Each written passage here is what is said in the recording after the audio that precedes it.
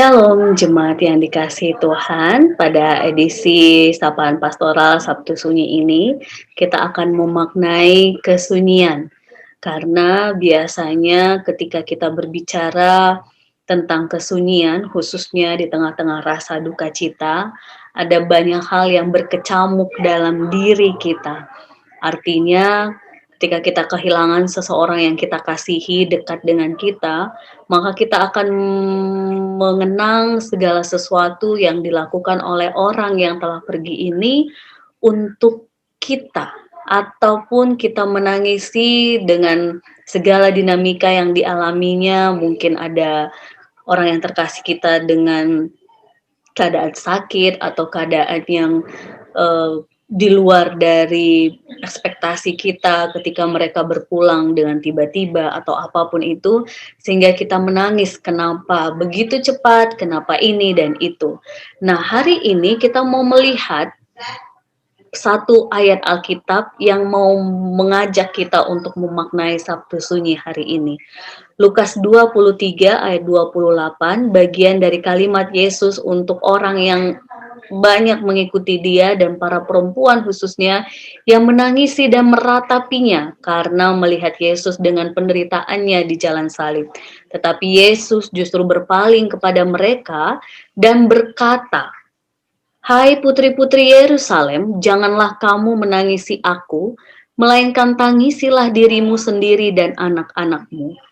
Jadi jemaat yang dikasihi Tuhan, kalimat ini sebenarnya ingin meneguhkan orang-orang saat itu, jangan menangisi ia yang sedang menderita saat itu karena jalan salib yang menjadi karya puncak pelayanannya, tetapi meminta orang-orang untuk menangisi dirinya dan orang-orang di sekitarnya, anak-anak.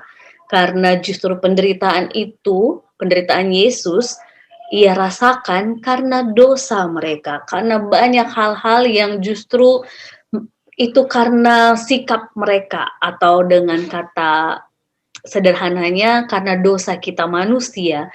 Sehingga jemaat yang dikasihi Tuhan, hari ini pun ketika kita mau memaknai kesunyian yang dirasakan oleh para murid saat itu, kalimat ini bisa menjadi dasar untuk kita melihat betapa kita ketika menangisi apa yang menjadi proses kesedihan yang dialami ataupun kehilangan yang kita alami untuk orang-orang di sekitar kita, ataupun saat ini dengan kesunyian kita dengan memaknai penderitaan Yesus, kita sebenarnya sedang diminta untuk sadar diri. Sadar diri dalam arti bahwa ketika Yesus mengalami penderitaan di salib, itu bukan karena dirinya, tetapi justru karena kita manusia yang sering sekali tidak melakukan apa yang menjadi kehendak Tuhan. Sehingga dengan kesadaran diri itu, harapan Yesus kita mengalami pertobatan dan melakukan ajaran dan teladan kasih-Nya.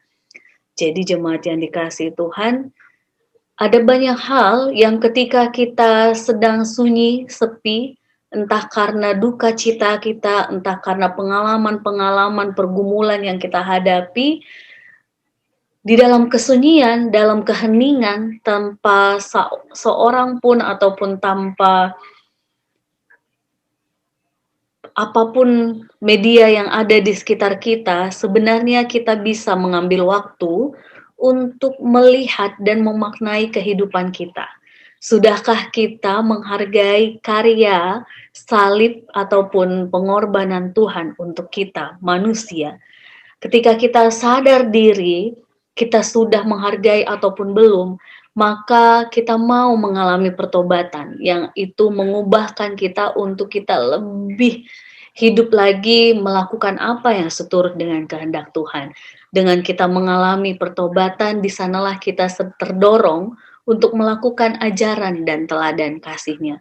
Karena sadar diri ini menjadi satu kunci untuk kita mengalami perubahan. Ada banyak manusia di muka bumi ini, jemaat yang dikasihi Tuhan, tidak akan mengalami perubahan ketika ia tidak sadar diri.